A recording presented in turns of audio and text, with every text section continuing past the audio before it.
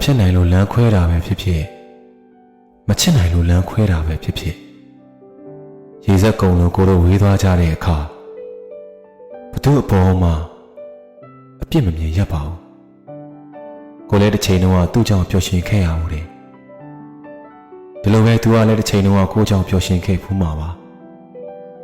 အစဉ်ပြေနေချိန်တုန်းလေးမှာတော့ကိုဟာသူ့အတွက်တန်ဖိုးမဖြတ်နိုင်တဲ့ယန္တနာ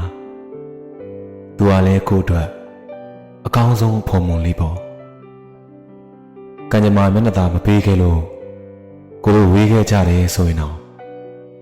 မင်းရဲ့နောက်ကွယ်မှာမင်းမကောင်းတဲ့သတင်းတွေကိုပြောပြီးတော့မင်းနောက်ကျောဓာတ်နဲ့ထိုးမယ်လူမျိုးတွေမှာကိုမပါဘူးဆိုတာမင်းယုံကြည်ပေးထားပါရေစက်ရှိသလောက်ဆုံးခဲ့ပြီးပြီလေရေစက်ကုန်ရင်ဝေးကြရတတ်တာတဘာဝပါပဲလို့ကိုသဘောထားရင်လည်းတခါတရံတိုက်ဆိုင်မှုလေးတွေရှိလာခဲ့ရင်ကိုနဲ့ဝေးသောရက်မှာမင်းတယောက်အဆင်ပြေပါသည်ပေါ့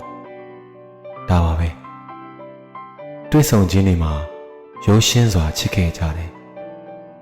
ဝေးကွာခြင်းတွေမှာလည်းရိုးသားစွာလမ်းခွဲခဲ့ကြတယ်ကိုတို့ချစ်ခဲ့ကြသည်